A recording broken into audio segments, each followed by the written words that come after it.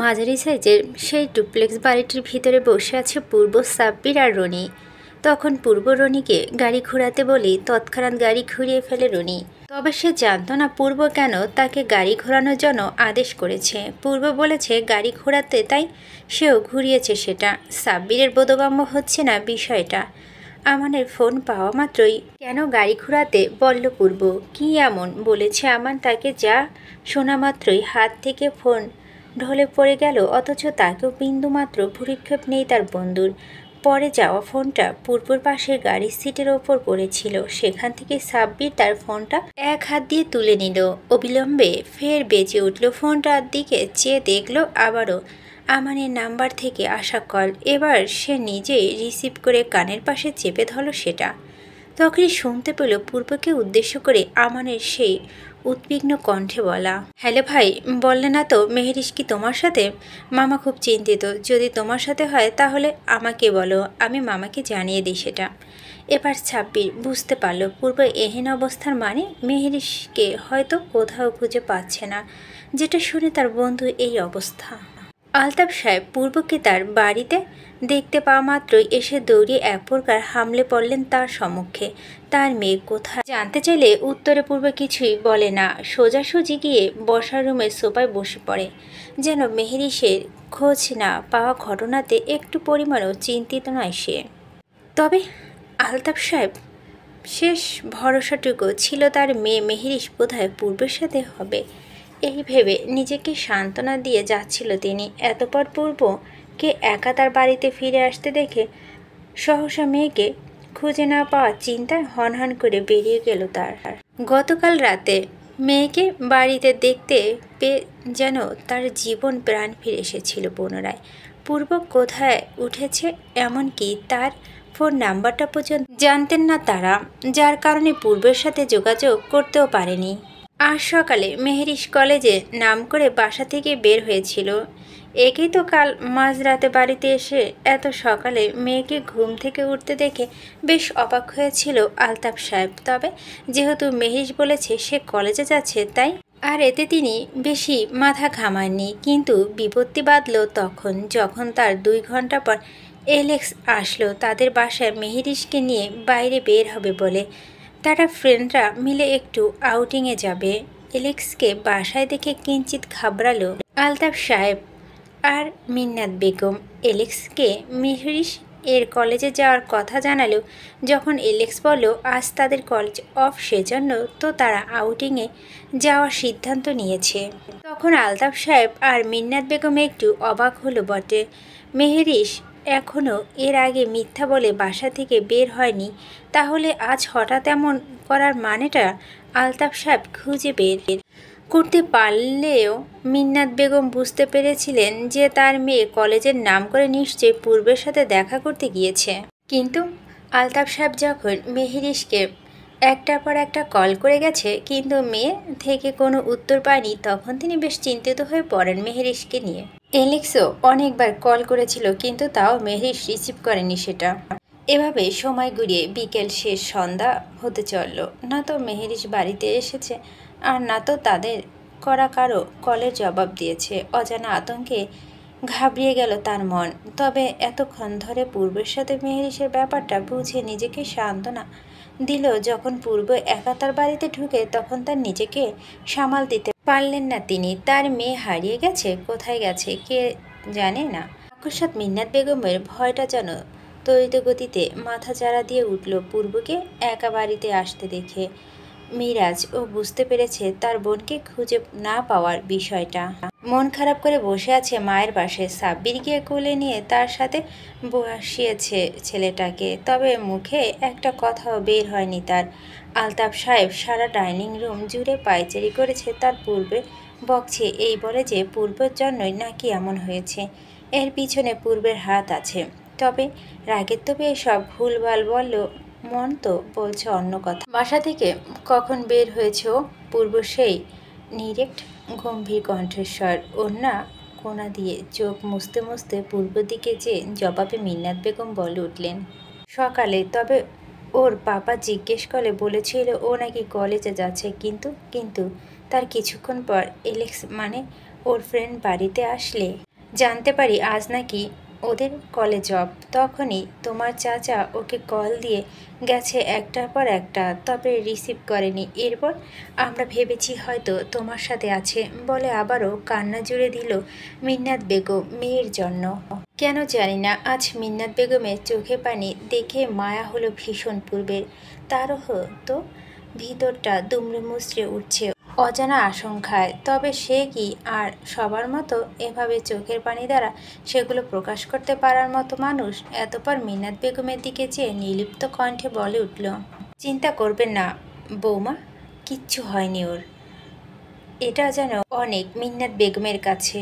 কত বছর পর পূর্বের মুখ থেকে এই কথাটা শুনল মিন্নাত বেগম।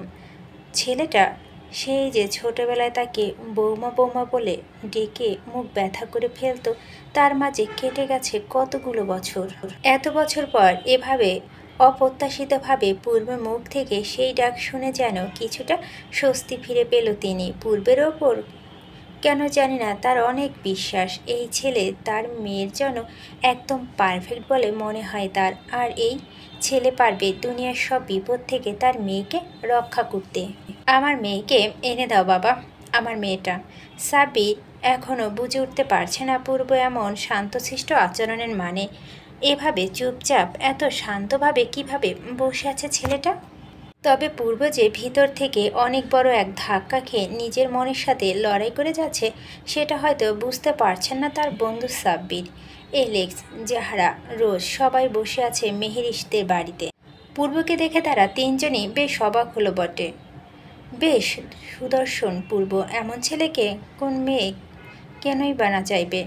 এখন বুঝেছে তার ফ্রেন্ড কেন বাংলাদেশ থেকে আসার পর এতটা উদাসীন ছিল। এই ছেলেকে তো যে কোনো মেয়ে তাদের কল্পনা পুরুষ হিসাবে পেতে চায়, আর তাদের ফ্রেন্ড কিনা পেয়েও রেখে এসে পড়েছে। তারা হলে কখনোই এমন করতো না। এই তো আসার পর থেকে চোখ দিয়ে গিলে খাচ্ছে তারা তাদের সামনে থাকা সুদর্শন পুরুষটির দিকে। অথচ তাদের যে এখানে আর ফ্রেন্ড নিখোঁজ হওয়ার খবর জানিয়ে আনা হয়েছে, সেদিকে কি আদৌ খেয়াল আছে তাদের? কই, পূর্বর কাছে তো মনে হচ্ছে না সেটা। একবার পূর্বের মনে মনে মেহেরিশকে সঙ্গে ব্যঙ্গ করে বলে উঠল, যেমন মানুষ তেমনি জুটিয়েছে ফ্রেন্ডগুলো। তবে পূর্বের এখন সব থেকে বিরক্ত লাগছে এলেক্সের নামে ছেলেটাকে দেখে। তার বউ এখানে এসে একটা ছেলের সাথে এত ক্লোজভাবে মিশামিশির বিষয়টা ঠিক হজম হচ্ছে না তার। মুখে স্বাভাবিক ভঙ্গিমা রেখেই তার ফ্রেন্ডদেরকে বলল, তোমরা কেউ জানতে না মেহেরিশ আজ সকালে বের হওয়ার কথাটা? উত্তরে দুপাশে মাথা নাড়ালো জারাহ আর রোজ। তবে এলেক্স এর ভাবমূর্তি কোনো পরিবর্তন হলো না। ভাবুক দৃষ্টিতে কি যেন ভাবছে ছেলেটা। তখন মেহেরিশের বাবা মা তাকে আশ্বাস দিয়েছিল এই বলে যে হয়তো মেহেরিশ পূর্বের সাথে আছে। পূর্ব সম্পর্কে জানতে চাইলে বলেছিল তার কাজিন বাংলাদেশ থেকে এসেছে। এই বলে এলেক্সকে ফেরত পাঠিয়েছিল তারা। সহসা মিন্নাত বেগমের দিকে দৃষ্টি তাক করে তাদের উদ্দেশ্য করে বলে উঠল এলেক্স, আন্টি মেহেরিশকে খুঁজে না পাওয়ার পিছনে হৃদের হাত নেই তো? এলেক্স এর এহেন কথায় বেশ আশ্চর্য হয়ে উপস্থিত সবাই। আলতাফ সাহেব, মিন্নাত বেগম আর মেহেরিশের ফ্রেন্ডদের কাছে হৃদ শব্দটা পরিচিত হলে অপরিচিত পূর্বদের কাছে। এরই মাঝে আলতাফ সাহেব এলেক্সের সম্মুখে এসে দাঁড়িয়ে বলল, তুমি ঠিক বলছো বাবা, ওই সাইকোই কিছু করেছে আমার মেয়েকে সাথে। এবার যেন পূর্ব আর তার নিজেকে সংবরণ করে ধরে রাখতে পারল না। মিন্নাত বেগমের দিক তীক্ষ্ণ মেজাজে তাকে ক্ষিপ্ত কণ্ঠে বলে উঠল, কে রিক? পূর্ব মনে হলো রিক আবার মেহেরিশের বয়ফ্রেন্ড না তো। মনে কিছুটা ভয় সংশয় নিয়ে জিজ্ঞেস করল উক্ত কথাটা। তৎক্ষণাৎ মিন্নাত বেগম পূর্বের দিকে চেয়ে অশান্ত কণ্ঠে বলে উঠল, রিক হলো আস্ত এক পাগল বাবা।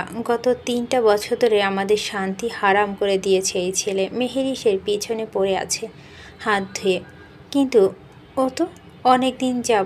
অজানা কারণে পূর্ব বেশ রাগ হলো মেহেরিশের উপর। এই মেয়ের পিছনে কেন সবাই হাত ধুয়ে পড়ে থাকে? দুনিয়াতে কি আর কোনো মেয়ে নেই?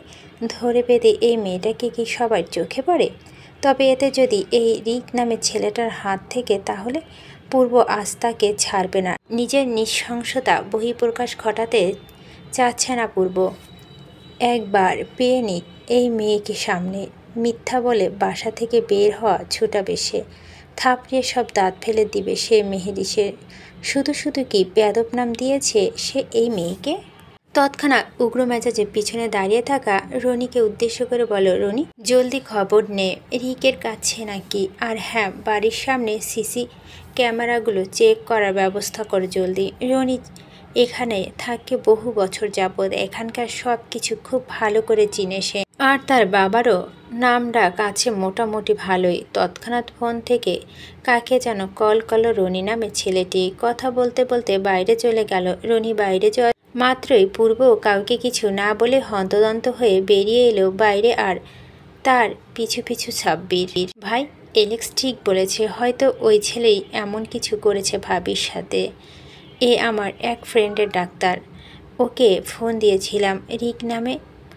বলা মাত্রই ও জানালো গতকাল রাতে নাকি ছেলেটা হসপিটাল থেকে পালিয়েছে। শুধু একবার নয়, এর আগেও অনেকবার একই কাজ করেছে ও। পুরো নাম রিকার্ডো উইলসন। পূর্বের চোখে আগুন দাউ দাউ করে জ্বলছে যেন। এখন এই রিক নামে ছেলেটা যদি তার সামনে থাকতো সোজাসুজি উপরে পাঠিয়ে দিত পূর্ব নির্দ্বিধায়। তাতে কোনো সন্দেহ নেই, তবে তার মাথায় একটা জিনিস ঢুকছে না। রিক যদি মেহেরিসকে কিডন্যাপ করে তাকে, তাহলে সে কেন মিথ্যা বলে বাসা থেকে এতদিন সকালে বের হলো? হিসাব মিলাতে পারছে না পূর্ব। দীর্ঘদিনের পরিত্যক্ত একটা পুরানো বাড়ি, একটি অন্ধকার কক্ষে চোখ মুখ বাঁধা অবস্থায় পড়ে আছে মেহেরিস। কাল রাতে পূর্ব তাকে বাড়ি ফিরতে দিয়ে গেলেও সারা রাত চোখের পাতা এক করতে পারেনি মেহেরিস। পূর্বকে এভাবে কাছে পেয়ে পুনরায় দূরে চলে যাওয়ার ব্যাপারটা মানতে পারছিল না মেয়েটা। তাই ঠিক করেছে সকাল ভোরে সে পূর্বের হোটেলে যাবে, তার সাথে দেখা করতে, জানাবে তাকে তার মনের সুপ্ত কথাগুলো। ভালোবেসে ফেলেছে সে তাকে, একটু একটু নয় বরং অনেক বেশি ভালোবেসে ফেলেছে ওই কঠোর হৃদয় মানুষটিকে। এজন্য মূলত সকাল উঠে কলেজে যাওয়ার নাম করে বাড়ি থেকে বের হয়েছিল সে। কিন্তু বাসার নিচে দাঁড় করানো একটা ট্যাক্সি দেখে সে ট্যাক্সিতে ওঠা মাত্র পিছন থেকে কেউ তার মুখের উপর সাদা রুমাল চেপে ধরল। জ্ঞান হারায় মেয়েটি। পরবর্তীতে নিজেকে আবিষ্কার করে এই অন্ধকার অপরিচ্ছন্ন পরিত্যক্ত রুমটির ভিতর। পরনে ছিল তার ব্লু জিন্স আর একটা স্কার্ফ রঙের টপস। গলায় বাঁধা সেই স্কার্ফটি হয়তো পরে আছে সেই ট্যাক্সিতে। প্যান্টের পিছনে গুজে রাখা সাইলেন্ট ফোনটি একটু শব্দ কান পর্যন্ত পৌঁছাতে পারেনি তার। মুখ আর দুহাত বেঁধে রেখেছে মেয়েটির। এমন অজানা জায়গায় নিজেকে আবিষ্কার করা মাত্র ভয়ে কাবু হয়ে গেল তার ছোট্ট তনু। অজানা ভয়ে শিহরে উঠে কাঁপতে থাকলো সমস্ত কায়া। তাকে এখানে কে নিয়ে এসেছে জানে না সে, তবে মনে আচমকা একটা কথায় প্রতিধ্বনিত তুলল, রিক। ভাবিদের বাড়ির সামনে একটা ক্যাফিনো ছিল, ওটাই সিসি ক্যামেরা থেকে দেখা গেছে। ভাবি একটি ট্যাক্সিতে উঠেছেন আর একটি ট্যাক্সিটা ছেড়ে চলে গেছে। গাড়িতে বসে আছে পূর্ব। রনি গাড়ির বাইরে দাঁড়িয়ে জানালার কাছ নামিয়ে শুনল রনির মুখে কি কথাগুলো। পূর্বকে নিরুত্তর থাকতে দেখে ফের বলে উঠল রনি নামে ছেলেটি, থানায় যাবি? সাব্বিরকে দিয়ে মেহেরিসের ফোন নাম্বার আনিয়েছিল পূর্ব। সেই নাম্বার দিয়ে 2 বার কল করেছে পূর্ব সাব্বিরের ফোন থেকে, তবে রিসিভ করতে না দেখে উক্ত নাম্বারটি রনিকে দেখে বলে উঠল, এই নাম্বারটা কি ট্র্যাক করার ব্যবস্থা কর। কয়েকবার হাতে বেঁধে থাকা রশিগুলো খোলার বৃথা চেষ্টা চালালো মেহেরিস। বিনিময়ে হাঁপিয়ে উঠল, বই কি আর কিছুই হলো না।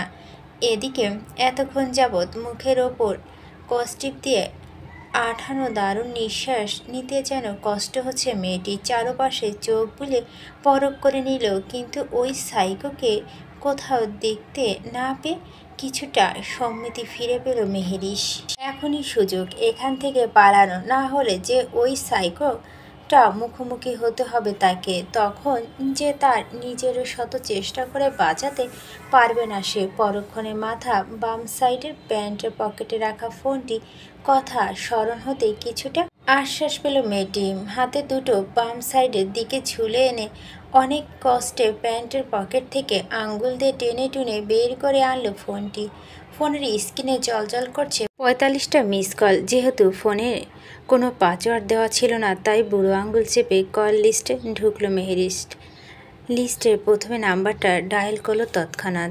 ক্রিং ক্রিং শব্দে বেজে উঠল সাব্বিরের ফোনটি। একে তো মাথায় যেন রক্ত টকবক করছে পূর্বর, তার উপরে সাব্বিরের ফোনে আকস্মিক শব্দে বিরক্ত নিয়ে দাঁত কর্মর করে চাইল পূর্ব সাব্বিরের দিকে। সাব্বির ফোনটা হাতে নিয়ে চোখের সামনে ধরা মাত্র ভেসে উঠল একটু আগে মেহেরিসের নাম্বারটি। বড় বড় চোখ নিয়ে পূর্বর দিকে চেয়ে সাব্বির দূরত্ব বলে উঠল ভাবির কল। বলা মাত্রই সাব্বিরের হাতে থেকে ফোনটা কেড়ে নিয়ে কানের পাশে চেপে ধরল পূর্ব। হ্যালো মেহের, শুনতে পাচ্ছ? মেহের, কোথায় তুমি? হ্যালো। কিন্তু পূর্বের কথা জবাব ওপাশ থেকে কোনো শব্দ কর্ণঘোর হলো না। ফোনটা পুনরায় চোখের সামনে এনে পরখ করে নিল। নাম্বারটা জলজল করছে ফোনের স্ক্রিনে, তবে কথা বলছে না কোনো মেয়েটা।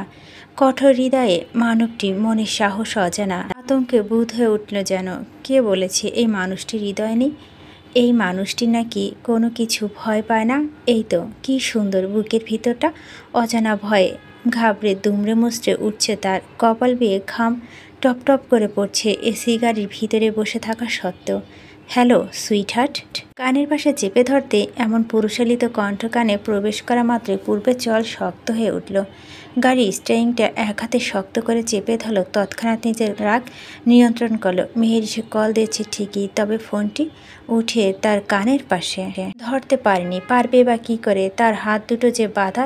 তবে তৎক্ষণাৎ মেহেরিসের উপস্থিত থাকা রুমটি দরজার সামনে পুরুষালিত একটা অবয়ব দেখতে পেয়ে হঠাৎ নিশ্চুপ হয়ে যায় মেহেরিস।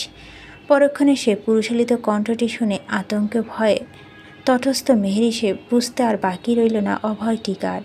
যা দেখে কাপা কাপা গলায় বলে উঠল মেহেরিস, রিক, ভালো করে না দেখে চিনে ফেললে? এত ভালোবাসা আমাকে তুমি? বাবা, আমাকে এখানে কেন নিয়ে এসেছেন? আর আপনি না? দরজা থেকে সামনে এসে দাঁড়ালো ছেলেটি। কয়েক পা এগিয়ে এসে দাঁড়ালো মেহেরিসের সামনে। জানালা দিয়ে আসা বাইরের চাঁদের আলোয় মুখটা দেখা যাচ্ছে আবছা। আর একটু সামনে এসে দেয়ালে থাকা সুইচটা চেপে জ্বালিয়ে দিল রুমের লাইটটি। লাইটের আলোতে স্পষ্ট ভেসে উঠল একটা 24-25 বছরের সুদর্শন যুবকের চেহারা। ধবধবে ফর্সা গায়ের রং, ব্রাউন কালার চুল, যার ফেসটা মেহেরিসে ভীষণ পরিচিত। কারণ এটাই একমাত্র চেহারা যা মেহেরিসে সমস্ত শান্তি বিনাশ করার জন্য যথেষ্ট। ঘটনা ঘটেছিল আজ থেকে প্রায় 3 বছর আগে। মেহেরিস ছোটবেলা থেকে খুব চঞ্চল প্রকৃতির মেয়ে, সারাক্ষণ হেসে খেলে পার করার মানুষ। তখন মেহেরিস স্কুলে পড়তো। তাদের বাড়ির পাশে একজন নতুন প্রতিবেশী আসে। মহিলাটি একটা মেয়ে ছিল মেহেরিসের মতন। খুব আদর করতেন তিনি মেহেরিসকে। তার মেয়ের নাম ছিল রুষা। মেহেরিসদের বাড়িতে প্রায় আসতো রুষা। মেহেরিসের সাথে তার বেশ ভালো বন্ধুত্ব হয়ে গিয়েছিল অল্প কয়েকদিনে। একদিন রুষার বার্থডে, তাদের বাড়িতে পার্টি অর্গানাইজ করে তারা। মেহেরিসদের ইনভাইট করেছিল সেই দিন। মেহেরিস একটা পার্টি গাউন পরেছিল সেই অনুষ্ঠানে যাওয়ার জন্য, আর সেটাই ছিল তার জীবনের কাল। রুষা তাদের বাড়িতে প্রায় অনেকবার আসলো। এই প্রথমবার সে রুষাদের বাড়িতে যায়। মোটামুটি অনেক মানুষদের ইনভাইট করা হয়েছিল সেখানে। কেক কাটার পর সেটা রুষা মেহেরিসের মুখে মেখে দিলে তার পরিষ্কার করার জন্য মেহেরিস সাধারণত রুষাদের ওয়াশরুমের দিকে যাওয়ার জন্য অগ্রসর হয়েছিল। ওয়াশরুমে যাওয়ার রাস্তাটা হঠাৎ একটা রুমের ভিতর কারো কান্নার শব্দ শুনে রুমের দরজার সামনে পা দুটো থেমে যায়। তার কৌতূহলী জিনিসে মেহেরিসের এর ছোট থেকে একটু বেশি। সেই কৌতূহল নিয়ে কান পেতে শোনার চেষ্টা করে, মূলত রুমের ভিতর কে আছে তা জানার জন্য। রুমটার দরজাটা বাইরে থেকে লক করা। রুষার ফ্যামিলি তাকে এমন রুমে ভিতর লক করে রেখেছে। সে যতটুকু জানে রুষাদের ফ্যামিলিতে শুধুমাত্র সে আর তার মা এবং তার বাবা আছে। তাহলে এই রুমের ভিতরকে ভাবুক মেহেরিস এমন ভাবনা মশগুল হয়ে পড়ল। কান্নার শব্দটা আস্তে আস্তে আরও বেড়ে যেতে লাগলো। কোনো উপায়ন্তর না পেয়ে মেহেরিস আচমকা দরজা খুলে প্রবেশ করে রুমের ভিতরে। রুমে প্রবেশ করে চারপাশে কাউকে দেখতে পেল না মেহেরিস। তবে রুমের ভিতরে প্রবেশ করা মাত্রই থেমে গেল কান্নার শব্দটা। সাথে সাথে আচানক কেউ তার হাত চেপে ধরল দরজার আড়াল থেকে এগিয়ে এসে। বিষয়টা মেহেরিসের মস্তিষ্ক আবরণ করে তে কিঞ্চিত সময় লেগেছিল। সেই দিন সে স্পষ্ট দেখেছিল রিকের চেহারাটা। মেহেরিসের হাত ছাড়ানোর চেষ্টা করলে রিক আবারও শক্ত হাতে চেপে ধরে তার হাত। উপায়ন্ত না পেয়ে চিৎকার দিতেই শুরু করে মেহেরিশ। তবে বাড়ি ভর্তি মানুষে তার উপর আবার মিউজিকের শব্দ, সে চিৎকার নিচ অব্দি পৌঁছায়নি তার। নিজেকে ছাড়ানোর অনেক চেষ্টা করতে থাকে মেহেরিশ। এতপর তার কানে ভেসে আলো, sweet heart, my sweet heart, আমি জানতাম তুমি আমাকে ছেড়ে যাওনি, আমাকে কখনো ছেড়ে যেতে পারো না তুমি, দেখেছো আবার ফিরে এসেছো তুমি আমার কাছে। লোকটির মুখে এমন কথা শুনে বিস্ময় হতবিলোপ হয়ে পড়েছিল মেহেরিশ। এই ছেলে কাকে কি বলছে? আজই তো প্রথমবার সে তাকে দেখছে, অথচ এমন ব্যবহার করছে যেন কতদিন ধরে চিনে তাকে। ভয় পেয়ে যায় মেহেরিশ নিজেকে ছাড়ানোর যথাযথ চেষ্টা চালিয়ে গেলে ফলাফল হয় শূন্য। কিন্তু তখন হঠাৎই কোথা থেকে রুষা এসে বাঁচায় তাকে। সেই দিনের ঘটনার পর রুষার তার মা মিসেস জোসিয়া বেগম খুব অনুতপ্ত বোধ দেখায় মেহেরিশ আর তার পরিবারকে। মেহেরিশ রুষার কাছে সম্পূর্ণ ঘটনা শুনতে চাইলে রুষা বলে, ভাইয়া 8-10 ছেলে মতো স্বাভাবিক ছিল মেহেরিশ, ইভেন সবার থেকে একটু বেশি ট্যালেন্টেড স্টুডেন্ট ছিল ভাইয়া। কিন্তু হঠাৎ তার জীবন পেরি নামক একটা মেয়ে আসে। ভাইয়া পেরি আপুকে খুব ভালোবাসতো, 2 বছর রিলেশন ছিল তাদের। হঠাৎ পেরি আপু ভাইয়াকে রেখে অন্য একটা ছেলে বিয়ে করে ফেলে। সেটা মেনে নিতে পারেনি ভাইয়া। ড্রাগস নেওয়া শুরু হয় ভাইয়ার পাগলামি। তারপর হঠাৎ একদিন শুনতে পাই পেরি আপু নাকি সুইসাইড করেছে। যা শোনার পর আজ আমার ভাইয়ের এই অবস্থা, মানসিক ভারসাম্য হারিয়ে ফেলে পুরোপুরি। এজন্যই আমরা আমাদের বাড়ি বিক্রি করে এখানে এসে পড়ি। এখানে সাথেই তো একটা আশ্রম আছে, যা আমাদের এক আন্টি ও সেখানে ডাক্তার, যে ভাইয়াকে বাড়িতে এসে ট্রিটমেন্ট করে যায় প্রতিদিন। তাহলে তুমি আমাকে এতদিন জানাওনি কেন ওনার কথা? কীভাবে জানাবো সেটা মেহেরিশ? আমার একটা বড় ভাই আছে যে কিনা একটা সাইকো। সেটা কথাটা মানে বুঝতে পারলো মেহেরিশ। সত্যিই তো, কিভাবে বলবে মেয়েটা নিজের ভাইয়ের মানসিক অবস্থা সম্পর্কে এভাবে অন্যকে? তবে মেহেরিশের একটা কথা বুঝতে পারছিল না যে রিক মেহেরিশকে কেন পেরি মনে করছিল। মেহেরিশের কাছে রিকের ব্যবহারকে এরকম তো মনে হয়েছে। নিজের সন্দেহ দূর করতে মেহেরিশ রুষাকে জিজ্ঞেস করে বসল, আচ্ছা রুষা, রিক ভাই আমাকে কি কোনো মতে পেরি ভেবেছিল? তখন রুষা মেহেরিশের দিকে তাকিয়ে বড় একটা শ্বাস নিয়ে বলল, আসলে তোমাকে একটা কথা বলা হয়নি, তুমি অনেকটাই পেরি আপুর মতোই দেখতে। আই মিন ফেসটা অনেকটাই এরকম দেখতে ছিল পেরি আপুর। আর ভাই তো জানোই মানসিক ভারসাম্যহীন, তাই হয়তো তোমাকে পেরি আপু ভেবে এভাবে অ্যাটাক করেছিল। আমি খুব সরি মেহেরিশ, প্লিজ আমাকে মাফ করে দিও। এভাবে চললো আরও কিছুদিন। মেহেরিশ আর রুষাদের বাড়িতে না গেলেও প্রায় সুযোগ পেলেই রিক মেহেরিশের পিছু নিতেও বাড়ি থেকে পালিয়ে। এভাবেই একটা সময় অতিষ্ঠ হয়ে পড়েছিল মেহেরিশ আর তার পরিবার। তখনই আবার রুষাদের পরিবার সেখান থেকে চলে যায়। তবে রিক এখনও তার পিছু ছাড়েনি। বাড়ি ছেড়ে রুষার মা ছেলেকে মেন্টাল আশ্রমে দিলেও সেখান থেকে প্রায় পালিয়ে এসে মেহেরিশের পিছু নিত রিক। বর্তমান মেহেরিশের চুপ থাকা এবং রিকের বলা কথা সবটাই শুনতে পেল পূর্ব। এতক্ষণ সযত্নে ফোনটা কানের পাশে রেখে সব কথা শুনেছে সে। কিন্তু হঠাৎ কলটা কেটে গেল। আকস্মিক খুব মনোবল হারিয়ে ফেলে, চিন্তায় বিগ্রহ হয়ে উঠে সে। কলটা এভাবে কেটে গেছে নাকি ওই সাইকো বুঝে গেছে মেহেরিশে কাউকে কলে রেখেছে, বুঝতে পারল না পূর্ব।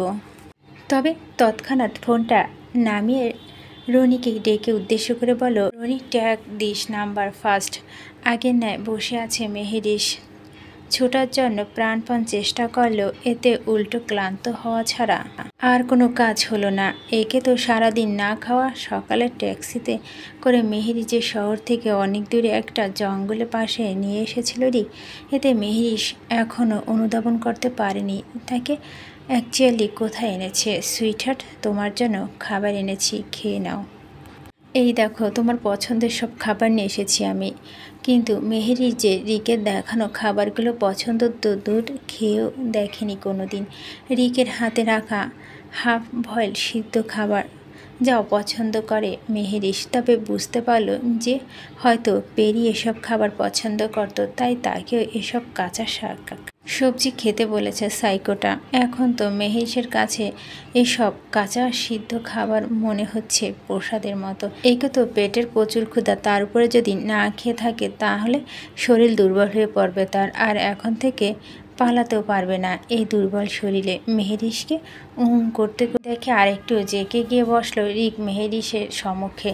রিন রিন স্বরে বলল, ওরে সরি, দেখেছ তোমার তো মুখ খোলা হয়নি, খাবে কি করে? সমস্যা নেই, তোমার মুখ খুলে দিচ্ছি, তবে হাত খোলা যাবে না। হ্যাঁ, দরকার হলে আমি তোমাকে খাইয়ে দেব, কেমন?